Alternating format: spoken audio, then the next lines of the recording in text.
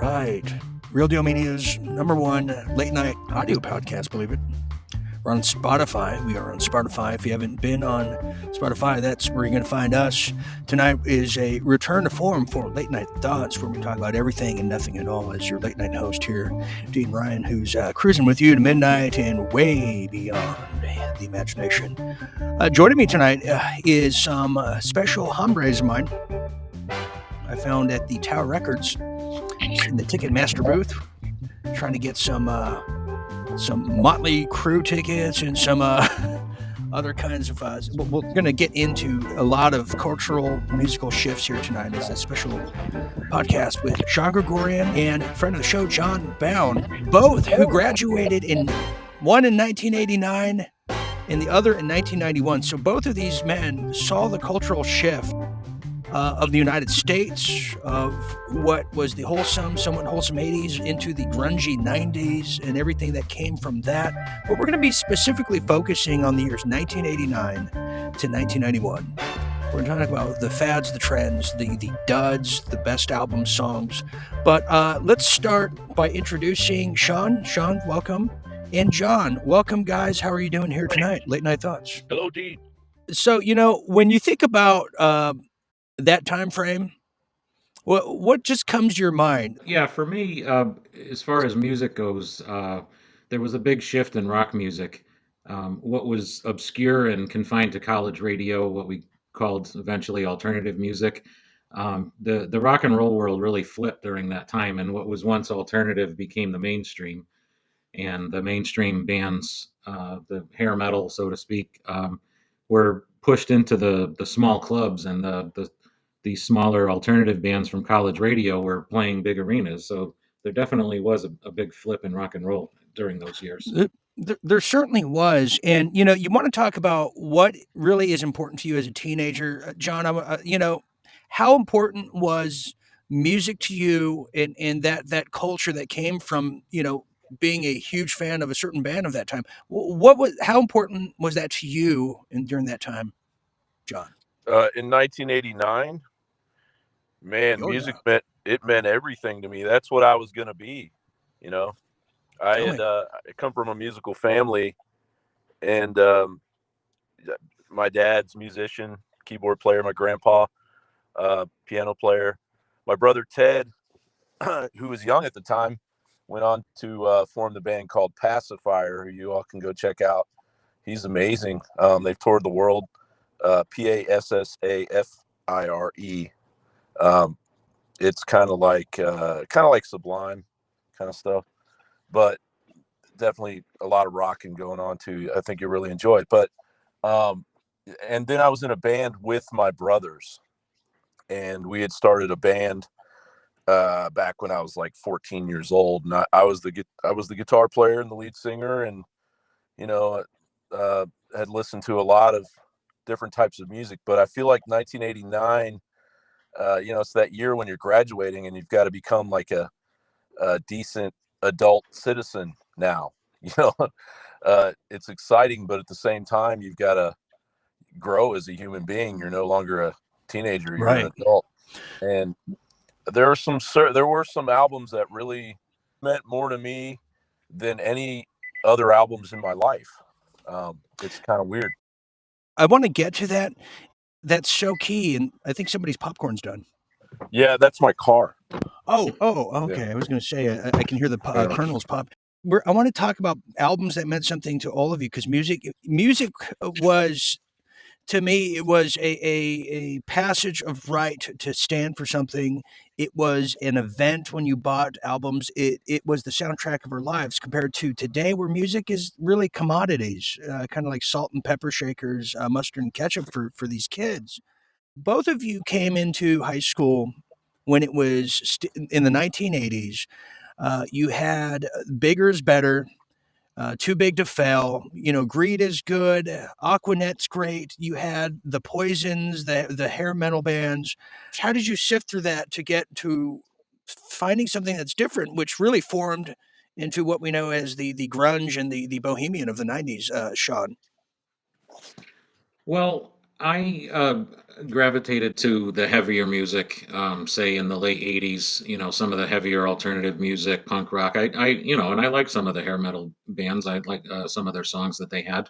But I was also a piano player, so I was into keyboard synthesizers. So being into that heavier music and also being a keyboard player, it kind of drew me to the industrial music, um, and even the rave scene.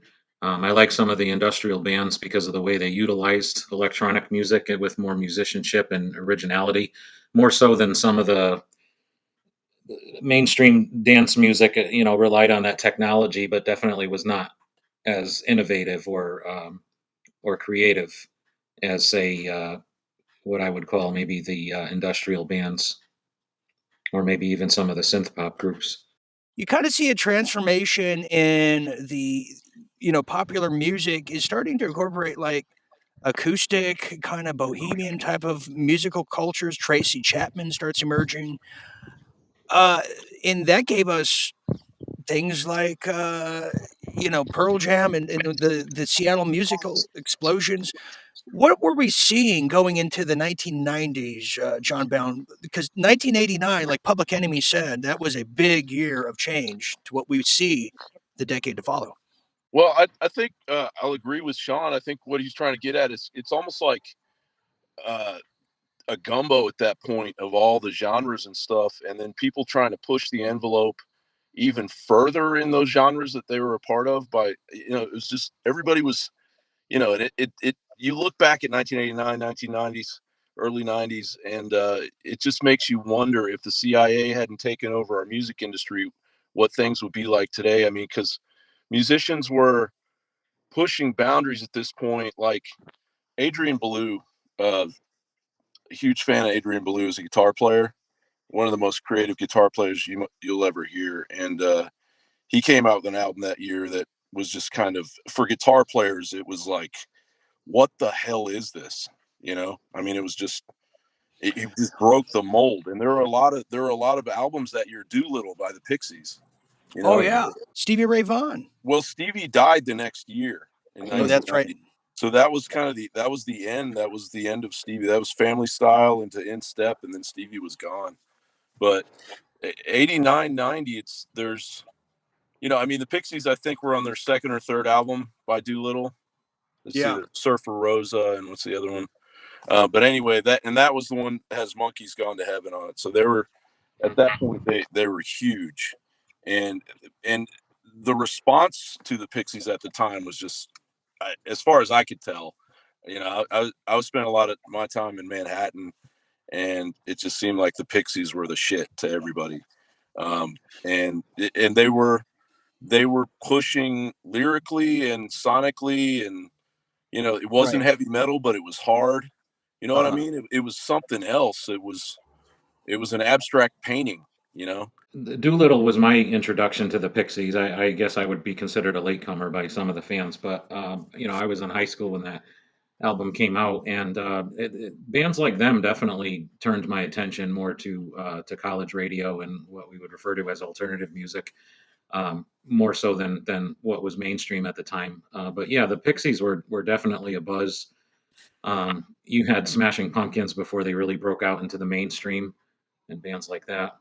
But yeah, Pixies Doolittle was definitely a significant album that kind of changed my musical taste direction. S- So, okay, so what's very interesting, I find, as we're talking about really authentic, creative bands that were emerging, like the Pixies, that were really redefining what music and bands can do, but also what maybe redefining things for suburban kids who are, sort of picking up the guitar and playing in garages. But at the same time, you had an explosion of pop music. It's undeniable. It's terrible, probably in theory. Certainly, some of these didn't age well. I mean, for instance, you have the entrance. You have the entrance of Milli Vanilli, who Yeah. just come out and break out 1989. John, do you want to add to the Milli Vanilli craze? Well, I keep using this phrase. It was on my show last night, but I was saying in Kamala's interview that went down like the Hindenburg. You know, but that Milli Vanilli thing, that was the Hindenburg. I mean, one guy ended up killing himself, and the whole thing was faked, and you know, Wow. But you can never get that song out of your head, man. As soon as you start saying "Girl, you know it's true," it's like it's over. You've been rickrolled, man. You've been rickrolled, my friend. So exactly. So you see the Milli Vanilli, Paula Abdul is just, Mhm. so there's a lot of manufactured just pop music. The Mhm. Fine Young Cannibals coming out of England. Was Uh, that '89? yeah, Yeah, yeah. those guys That were was a great, man. huge song. I don't think Yeah, anyone knew the term and what they were presenting. soul music was making a comeback. You know, Yeah, like Madonna. Motown level soul music. You got But Paul's Boutique from the Beastie Boys, and that's okay, their so let's get into that's it the now. Let's best talk album. about albums. All right, so we're talking about albums. Let's get into 1989. What is that album for you, John? And then Sean, please comment on it because this is very aficionado here. Go ahead, I, John. I have to be absolutely honest with you, and I'm going to give you two albums that were equally the Yes, most important for me that year. And I'm just yes, telling you this, it's not something I just like, oh, that would be good. No, I'm telling you from total experience, like these two albums that year just pretty much uh, blew my mind. And it was Red Hot Chili Peppers' Mother's Milk as a Ooh, guitar player when Frusciante joined Red Hot Chili Peppers. And he's just this yeah, kid, and he yeah, just fucking unbelievable. Like Jimi Hendrix had shreds it. been reincarnated. Yeah. And so Mother's Milk, I'm still not tired of that album. What were the songs on that one? Oh man, it's got some really weird songs on it. Well, John, we are live now. That's the Yeah. beauty. For how long? I don't know. But what I do know is we're traveling back to that time frame of 1989. You're talking about Paul's Boutique by the Beastie Boys. Now, No, let's I get was into talking about this. I mean Mother's Milk. I was talking about Mother's Mother's Milk. Milk, excuse me. Yeah, Mother's Milk. So at this time, this is the new sound I'm talking about. Because 80s, everything about the 80s is big.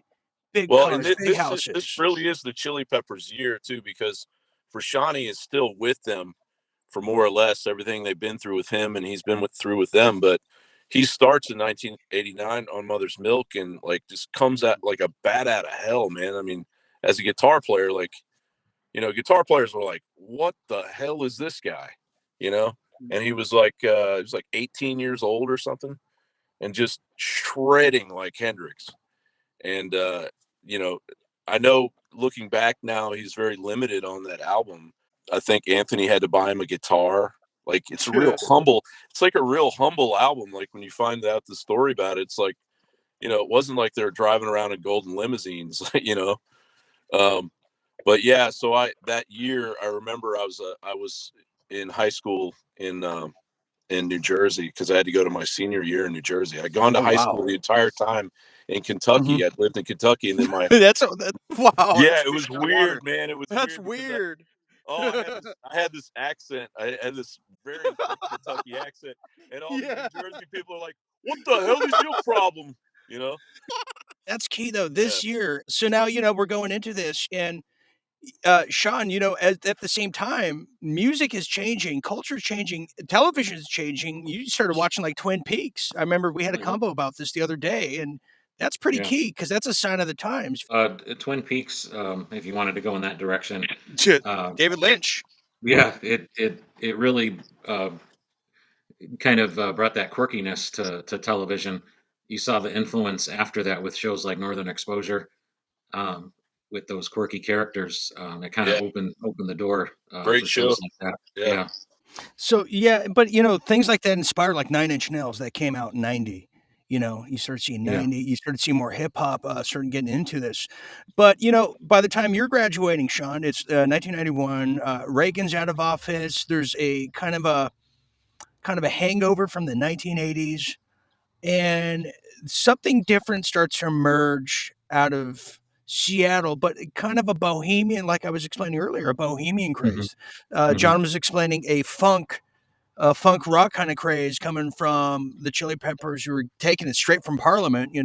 George And then Clinton. P Funk and Fishbone and Oh Bad yeah, Brains and all those amazing bands come out of that whatever that explosion was, and Hmm. it was just like things weren't just Ozzy Osbourne anymore, straight up heavy right. metal. It was hard, but it was a mixture of punk and funk and Faith No just More. everything else in Yeah, between, man. I What was Faith thinking of No Faith More? No More. Yeah, because Yeah. that Yeah. album, The Real Thing, that came out that had the single Epic, it definitely had some of that funk metal sound on that album. But you know, I might even put Living Color adjacent Oh, sure. to some of those bands. And then you know there were bands like 24/7 Spies. I'm not sure if Oh, people, yeah, yeah, yeah, yeah. but yeah, there definitely was like a big funk metal thing going on with the Chili Peppers, Well, Lenny Fishbone. Kravitz Um, was at his peak too. yeah, So he was kind of like the Elvis at that point of the whole Hendrix funk rock thing. And I saw Lenny Kravitz at a festival here in Austin, and I have to say it was the most. And I've seen a lot of amazing shows, man. We don't Yeah. have all day. I mean that's a whole nother show right there. But I will Yeah. say that when I saw it was at the Horde Festival here in Austin, and Right. when it was like 100 degrees, the security guards were hosing the crowd down. Okay, imagine that. You're in Austin, Texas.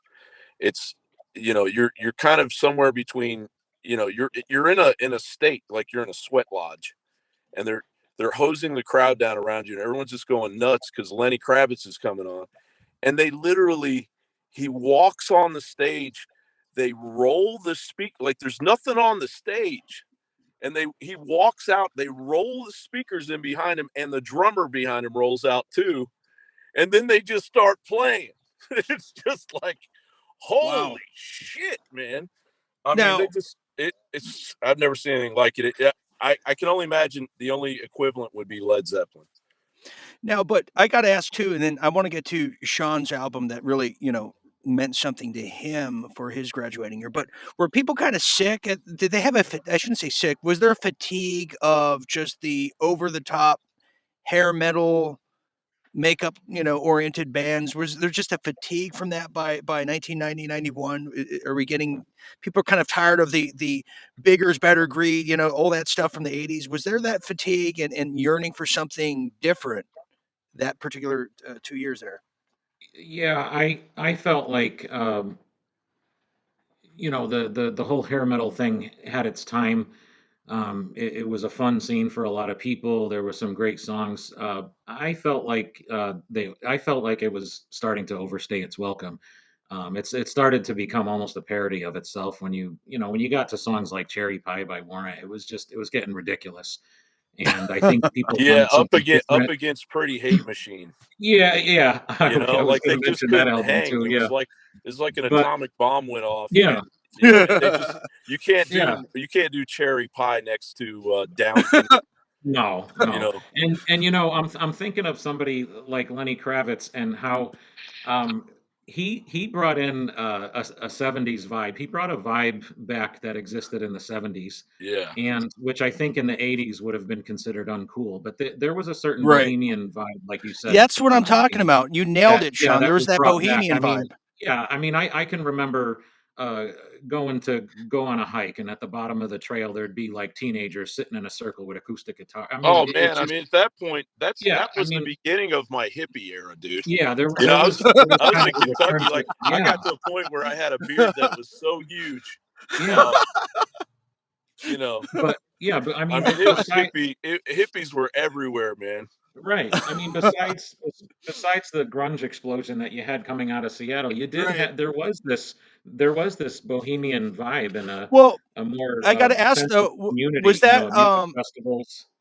Mhm. I want to ask you, was that because there was a resurgence of Grateful Dead towards the late Yeah, 80s? definitely, Yeah, yeah. Okay. yeah. Big The The time. Dead did an Monkeys, album with Bob Dylan in the Mhm. 1980. Monkeys, the Monkeys came back on MTV at some point. You had the Yardbirds come out in 1989. Let's not forget. Not the What? Mhm. Yardbirds, excuse me. The Traveling Wilburys, Oh, excuse yeah, me. yeah. Oh yeah, Mhm. yeah. Not the Yard, sorry, Yardbirds. So you had kind of a little revival of that, but like Lenny Kravitz, though, and I want to get to your album, Sean, but I have to ask, how much of Lenny Kravitz's success was, really the music and the style versus how much is it due to the Cosby Show when he was with Lisa Bonet, the Not. hottest thing Yeah, I on mean television Lenny Kravitz as at a that time? musician, I'll tell you straight up. As a musician, Lenny Kravitz is a solid ass musician, man, and that's what Mhm. it all comes down to. Like he knows what he's doing, He and knows what he's doing. oh yeah. So I mean, you know, people might be jealous of him because he was like, girls were insane about him, especially the hippie girls. Right. But so you could get jealous of him, because like it seemed like he was having sex like all day long, and then he would come out and play. So you automatically, as a male, you're like, "What the hell's going on over there?" I How want to come be I don't? him. How come that didn't happen to me? But Right.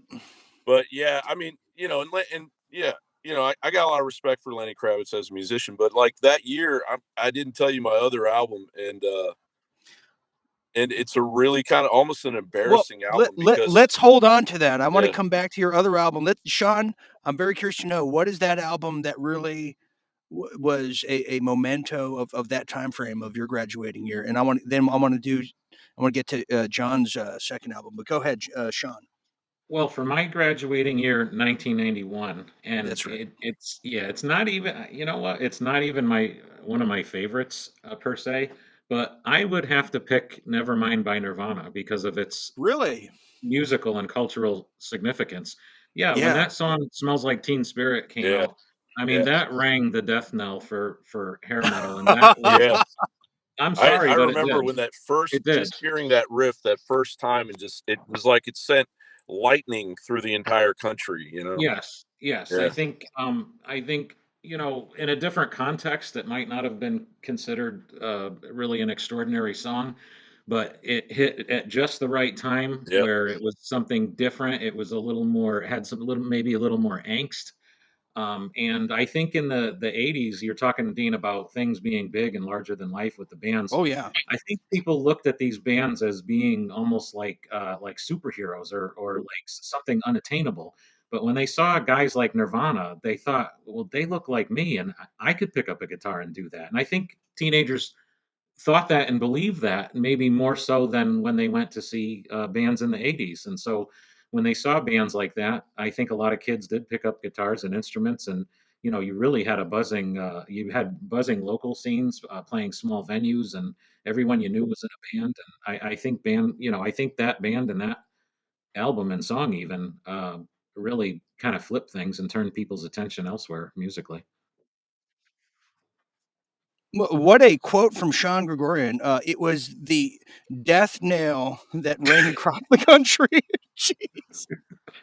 Can I just tell Sorry, you, but John? it's true. It was the I'm just death the knell that observer. rang across the country. That Hey, was hey, you can't blame the rooster for the sunrise, that He's was the just most telling you about it. beautiful, like darkest description of a death. But there that rings a death knell that rang across the country.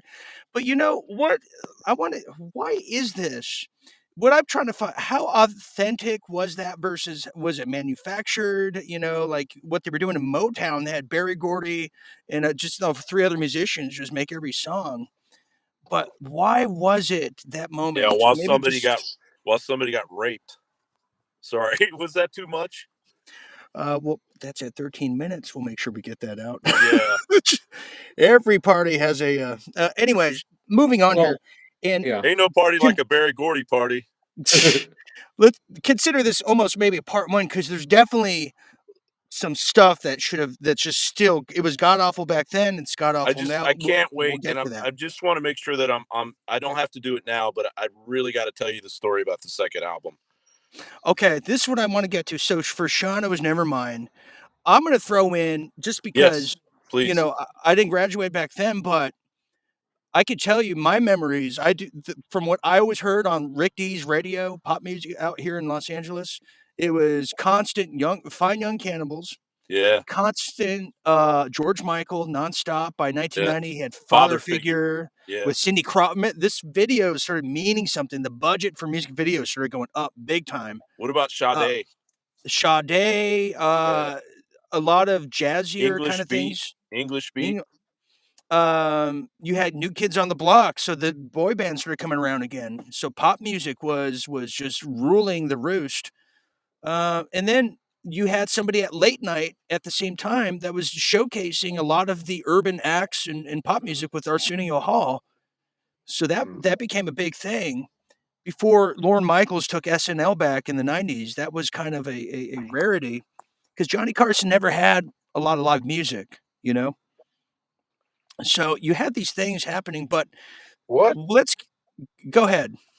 Johnny Carson didn't have a lot of live music. not a lot of bands versus comedians. He was more he showcased. You don't Yeah, think but of, he had plenty of bands on there. not that I can remember. Not as many as like Letterman and Conan. Right. And, yeah, but yeah, I see what you're Yeah, saying. I think Arsenio definitely. Hall. Yeah, I think Arsenio Hall probably had more Yeah, relevant acts that were buzzing with the younger audience. yeah, and his show kind of centered around that too, Hmm. which was Yeah. really cool because he would have a lot of really interesting acts on his show. And the weird thing is that the counterculture, which we're talking about, the Bohemian, they really didn't have anything to protest against. There was no war. We Hmm. hadn't been in a war for well over a decade at that point. They could protest, like greed You and know what? You know corporations what or we whatever. were protesting at that point? We What's were that? protesting racism, and I'll tell you this straight up from being there. But we weren't protesting it like they are today. Right. Right, What we were exactly. trying to we were all trying to say that we're Generation X, and we're that's behind us, and we're all equal. And so Right. our generation was very much against. It was more about everybody being together. You know, Harmonious. yeah, really, it really was. Harmonious. It wasn't about separating and Right. polarization. It was more about all of us being one in this amazing Yeah. experiment of life. Well, back then, I mean, we all kind of agreed and we would say to each other, I don't care what color you are. It doesn't matter to me. We're all just people. Yeah, And if you say that nowadays, the social justice warriors are like, you have to care about what color people are, and they're very focused and preoccupied with it. right, right. But back then, we all knew like that the black people that lived next door were probably at least 20% European blood. Hmm. People don't Well, talk. They don't talk about stuff like that. But well, you go talk to your neighbor and he'd be like, "Yeah, I have a great grandpa who was Irish." And that's well, that's the America we actually live in. When you see a black person, there's a really good likelihood that they're just as European as you are in some ways.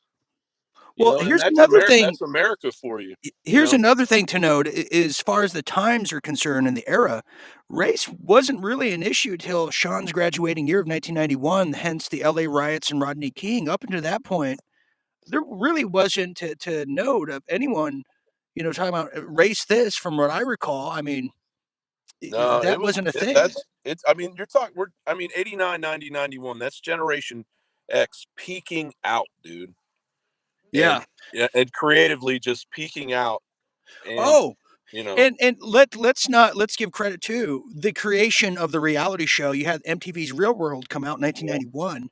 Hmm. That really showcased a generation, Gen X, the beginners of Gen X, in a showcase fashion that even put pop culture music to the next level because so many songs and different artists were featured during every episode of MTV Real World. So yeah. let's just to know. But speaking of second albums, John, I know there's another album that really captured that essence that made you who you are today from that 89 90 era. Why don't you take a stab at it?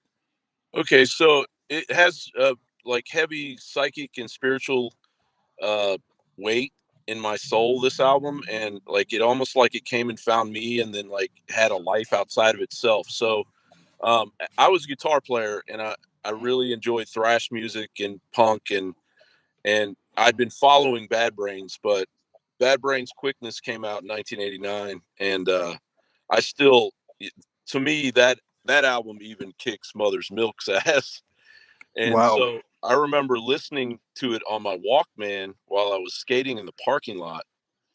And this is going to sound crazy, man. This is in Lexington, Kentucky. And I'm skating in the church parking lot, and the Queen of England pulls up in a Rolls Royce, dude, and goes. Wow. And I'm the only one in the parking lot. She's got a driver, and that's it. And I'm just the three of us. And I'm like, in Kentucky, and I'm just like, what is happening? And so Wow. she goes in the church, and I skate around the parking lot, some more, and she comes Mhm. out and looks at me and gets in the car and drives off. And I go home and I told my mom, Queen, I just saw the Queen of England in the church parking lot, and she's like, John, uh-huh. you're on drugs, and I'm like, no, Mom, I'm um, not on drugs. Like the suicidal tendency song. But then that night on the news, it was like the Queen of England visits 3 churches in the Lexington, Kentucky area because the royal family would come to Lexington a lot because of the horse right. industry. So Oh they yeah, so that's that they that breed them. really They breed them happened. there.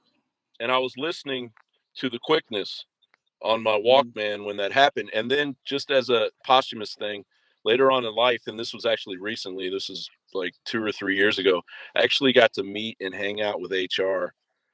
He came to me and my brothers were recording an album, and HR was also recording an album in my brother's studio. And I got to hang out with HR while I was recording an album, and Wow, yeah, it that's was pretty good. amazing. Yeah, because he's That's certainly pretty a good. character, and Oh man, yeah, so it I, all I just came around. That album just kept on going. Sean, do you want to comment on that? You're familiar with that album, I'm sure.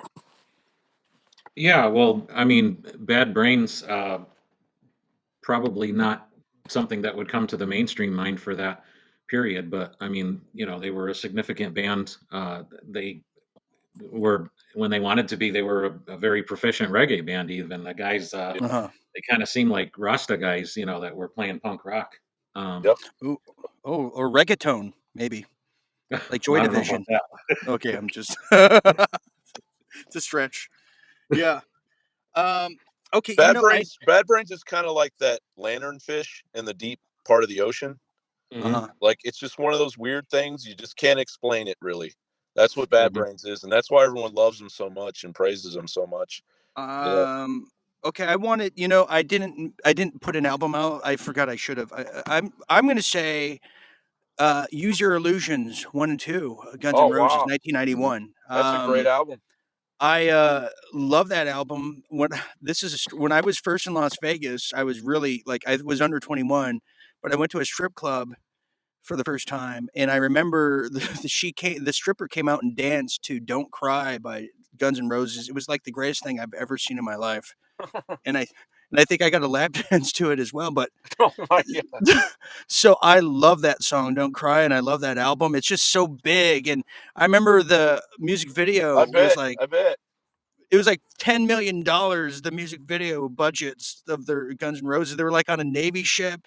They jumped off, and then November Rain, if you recall, remember Oh Slash was on yeah, top of the Grand Canyon. yeah. Yeah. It was just larger than life, and that tour went for like 2 years, all over the world and Japan, and So what do you so think of Axel today? well, gosh, he'll never be what he was. If they would just lower the key of the songs, I think they would sound better. But Yeah. it's not going to detract people from wanting to see Guns N' Well, Roses it's today. like what happened to Perry Farrell. Yeah, They just can't do it anymore. they can every now and again they can hit it, but people are still going to see them, and they'll keep going. Supply and demand, I guess. So I just wanted to say that, and honorable mention because I just love it. Chris Isaacs, "Wicked Games" with Helena Christensen in the music video. Holy God! That song came out in 1991, 90 at that time. That music video, that song, it shaped the term and gave us the supermodels of the 1990s. Yeah, And it's just still the hottest video ever made. But those are my yeah. It's honorable in black and mentions. white. Yes, Yeah, yes, black and white. It's a haunting song. It's great. yeah, She's yeah. amazing. Oh, so anyways, Sean, second album for you that really meant something during that time, and don't necessarily delegate it to just the year you graduated too. Obviously, Yeah. you were still absorbing things back in '89 onwards. Yeah. You mentioned, going back to '89. Well, you mentioned "Pretty Hate Machine," which, by Nine Inch Nails, which really kind of hit people's ears in 1990, but it technically was a 1989 album. It was released in December of 1989. That album was Mhm. very significant to me because, like I Oh, said, I okay. was into heavier music, but being a keyboard player, I was into the synthesizers and the electronic music, and just to hear somebody bring the heaviness of music and the electronic beats and just mix it all. I know other bands had done it before. You had other industrial bands in the '80s, but Nine Inch Nails just did it in a creative way, in a song structure that was the soundscape was different and creative, but the song craft in itself was maybe more accessible with the way Yeah. that the lyrics were sung and the verses and the chorus. But I mean, fans of heavier music were into it. Some of the tracks were hitting the dance floors. It really, to me, it wasn't like anything I had heard, and it was very significant.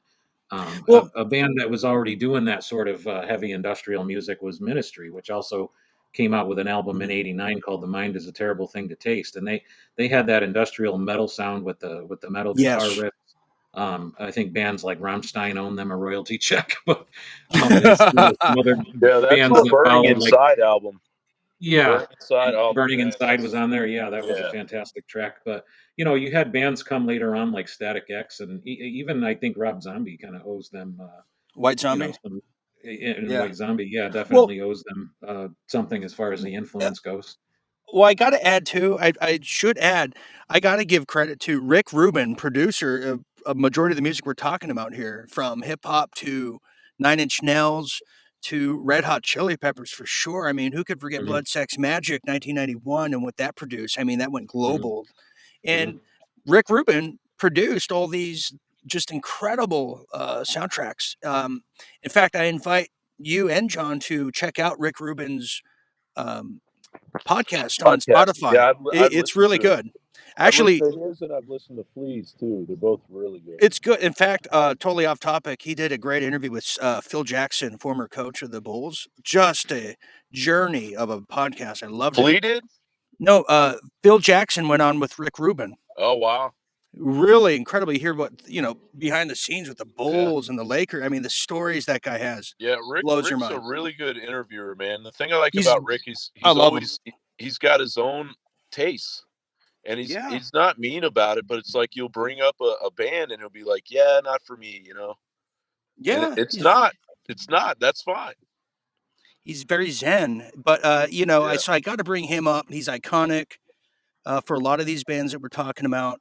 So Sean, Sean, it's 1989's Nine Inch Nails for you, your second album.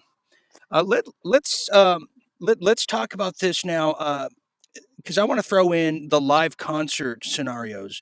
You kind of saw the start of Lollapalooza, early '90s, Right. but the game got I have to give them credit. The game got kicked up from the band U2 that brought a whole nother level of experience for concert goers with Zoo TV, yet Aching Baby, top of the charts.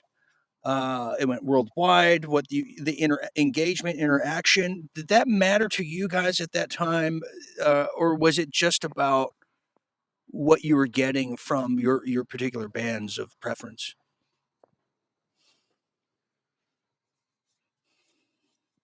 So Uh, did you guys notice, was that something you guys noticed what U2 was doing in the concert experience, or was it just about the music?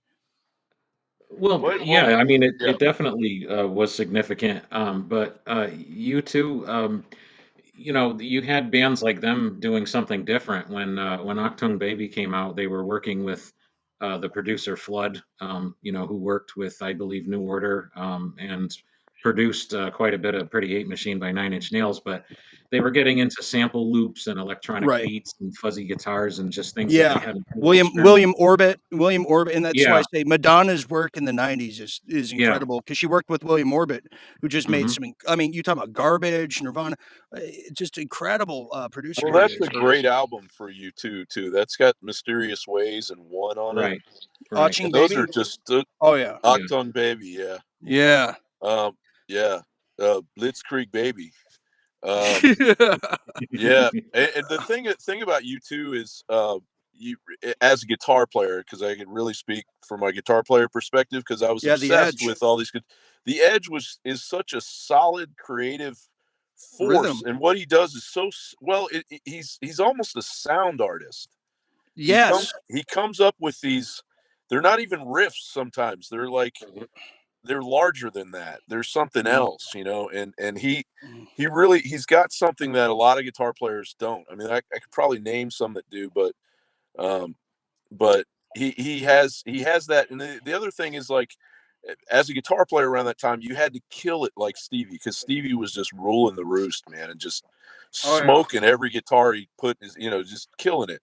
And you had guitar players like that, like King's X, the guitar player with King's X, Yeah. Hmm. could kill a guitar. Underrated You band. also had the Yeah. Gales brothers, the early Eric Gales, when he's just like 15 years old, man, coming out with his first album right around then, and he's ridiculous. And then you got like Santana playing with Yeah. John Lee Hooker, and there's this whole world of guitar players that's happening right around that time that is really a renaissance of guitar playing. Joe Well, Satriani had his Yeah. biggest biggest album during that? Well, here's a Eric question too, Eric because Johnson. Yeah. Eric because Johnson. now you're crossing over into this new era. A lot of the bands, as we were talking about, never really made it, but for some reason, and many reasons, actually, not even for some, Van Halen seemed to have crossed over, even became unscathed by the change in music. Not only that, Sammy Hagar spoke recently. Sammy, friend of the show, hello, Sammy, if you're listening, but Hey, spoke about how Sammy. we love you, but spoke about how he got ahead of the curve and got a young Alice in Chains to open for Van Halen across the U.S. Tour. I mean, God, that was a smart Alice in move. Chains, dude. Yeah, Holy let's shit. talk about that. Yeah. Let's talk about this new music that Van Halen got ahead of the curve on. Well, that's 5150, right? No, wait. Oh yeah. Oh, that's No, that's right now. Right it's now, Sammy right now. Hagar. Yeah, all Okay, that yeah, stuff. yeah. Pound cake. Pound Is cake. that? Yeah, okay, that's right. What Yeah, album was 'cause that? Was that that was their third 5150? out. That's for That awful, was unlawful carnal knowledge that's it. Yeah. territory. Okay. Yeah, and that's got Yeah. pound cake, top of the world, right now. Yeah, those are Mhm. huge songs. Oh, huge songs. Huge Huge. songs. Yeah, I mean Eddie, all those guys were at their peak right about there. They peaked out for quite a while. Um, and I mean, I don't know. I don't know if Van Halen actually ever stopped until Eddie went to the Decided. Right. went to the great guitar stadium in the sky, man. But Oh, uh, s- but you know they just uh, you had the David Lee Roth thing where he went solo, right before all that, yeah. and that was like the Yeah. whole thing with Steve Vai as his guitar. Like all of a sudden, who the Yeah. hell is this guy? It was like, oh, you want to replace Eddie Van Halen? Well, here you go. And it's like, holy shit, it's freaking Steve Vai, who was taught by Frank Yeah. Zappa. And Oh yeah. and Steve Vai, he was a badass back then too, for a while. So now we're talking let's get into now hip hop and kind of urban music as the urban music in the 90s blew up big time. I'm not even talking gangster rap. You had Tone Loc, who made, his presence felt on MTV. You had Biz Markie. You had, Groove is in the Heart. A lot of these underground songs. You had the Digital Underground coming. Uh, you had just an explosion of just rap music, and they were tied to Spike Lee movies. They were tied to New Jack City. A lot of these new urban movies Two were, Live were Crew, man, don't forget Two about him. Live Crew. I was thinking of them. Or So the Ghetto Boys. The Ghetto the Ghetto Boys. Yeah. Boys, the Yeah. Fat Boys, so now you have 89 going into 91. Let's talk about the entrance of urban music into white suburban culture, Sean Gregorian.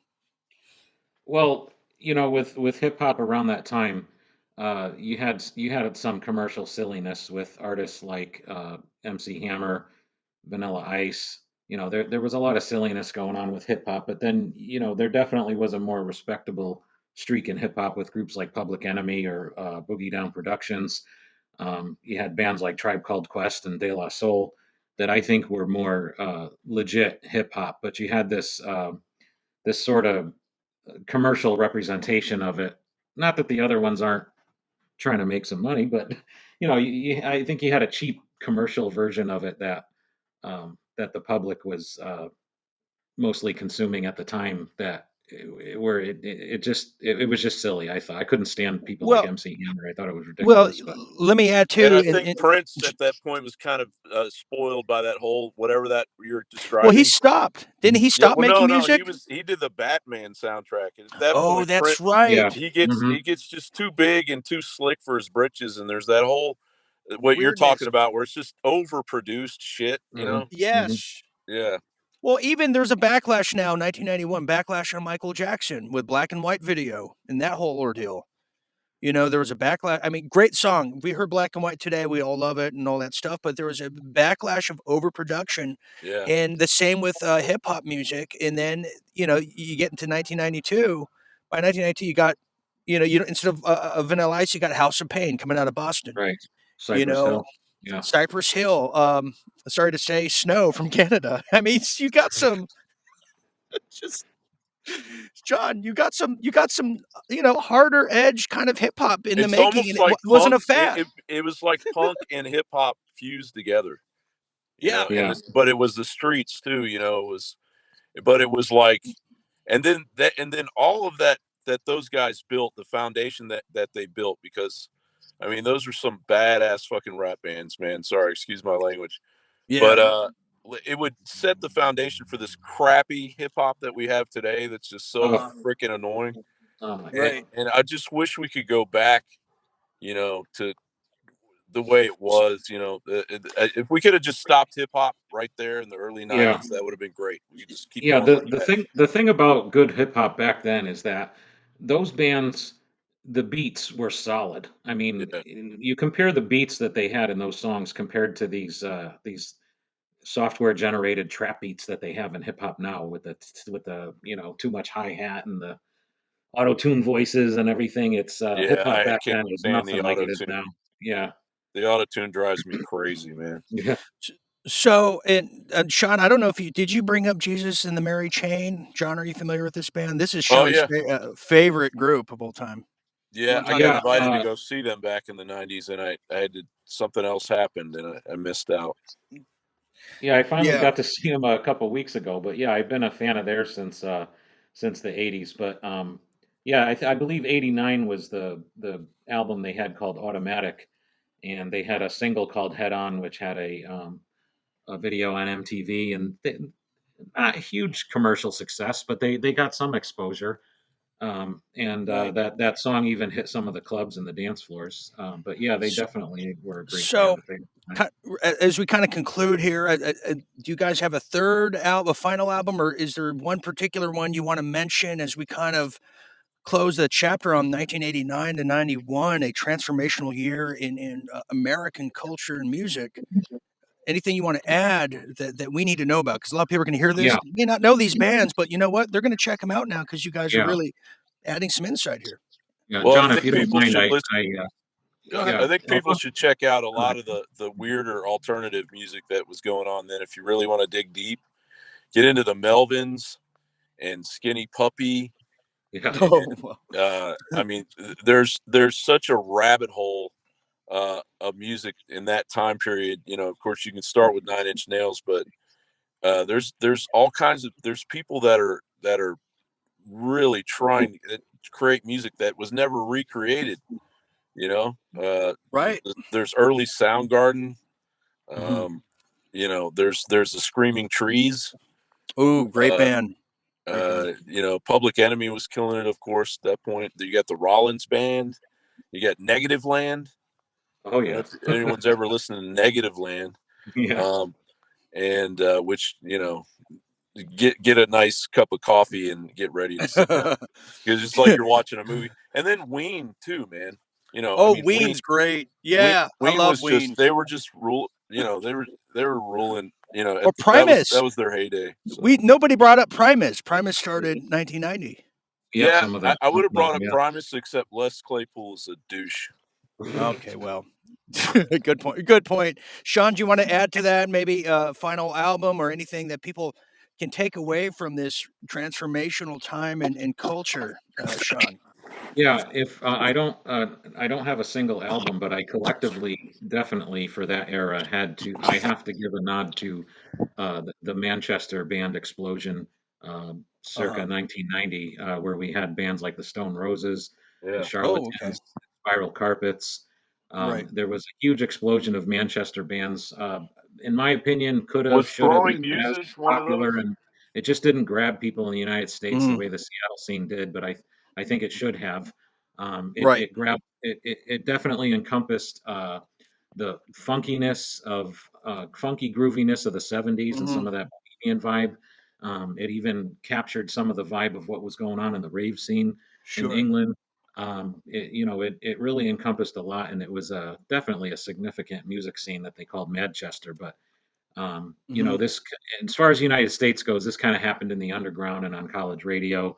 It didn't explode in the mainstream the way the Seattle scene did, but to me, it was just as significant.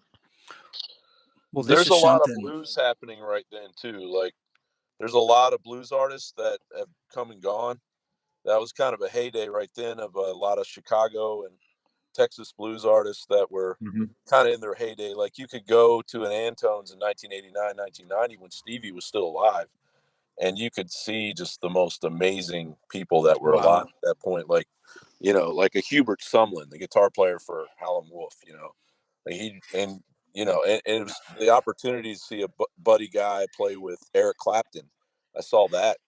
It's almost like it's that what for me, just from an outside, 1989 to 91 was almost like that. It was almost like the month of like September, like Hmm. late August to September. It's not really summer anymore. It's not yet the holidays, but there's something very special brewing in television and film, but in this case, music, comedy. I mean, you had comics for the first time doing selling out arenas. Dice Clay, Sam Kinison, who was Hmm. so a lot of big transformational. And I think looking back at that now that the dust is settled, I think people can find some real gems, and I hope people can learn some new artists of yesteryear for the first time because I think it's so key in the arts to never forget, to rediscover these gems. So, I got to thank you guys for sharing a bit of your past and in the history of music here and culture. Next one I'd like to do, and I'd like to invite you guys to let's show people some of the best live performances from bands you guys would like to recommend. We could probably display that and give our critiques on them. And Really? yeah, Sure, I do think that'd be that. great. That'd be amazing. Yes, of all genres too. But we could What pick a maybe certain time period, or we'll kind of maybe stick to 89, 91. let's keep doing it, man. Let's keep writing the Yeah, encyclopedia on this. I think that'd be great. So I want to thank Sean Gregorian, one of our RDM musical wizards out there. Same with you, Jon Bowne. You are legendary gold here, and thank you guys for sharing a bit of your I'm a whiz. life. I'm the whiz. You are the well. There's a movie that just didn't sit right with me. The Wiz Yeah. just didn't have that same effect, But anyways, we're going to do it again. So I want to thank all of you out there who have listened to this incredible members-only podcast. And, don't forget to become a member. Here's some exclusive thoughts and content like you're hearing here tonight here at Late Night Thoughts. So for Sean Gregorian, for the great Jon Bowne, I'm Dean Ryan. Thank you for sharing your late night thoughts with us. Until next time, always remember to stay tuned and stay awake. Good night, everybody.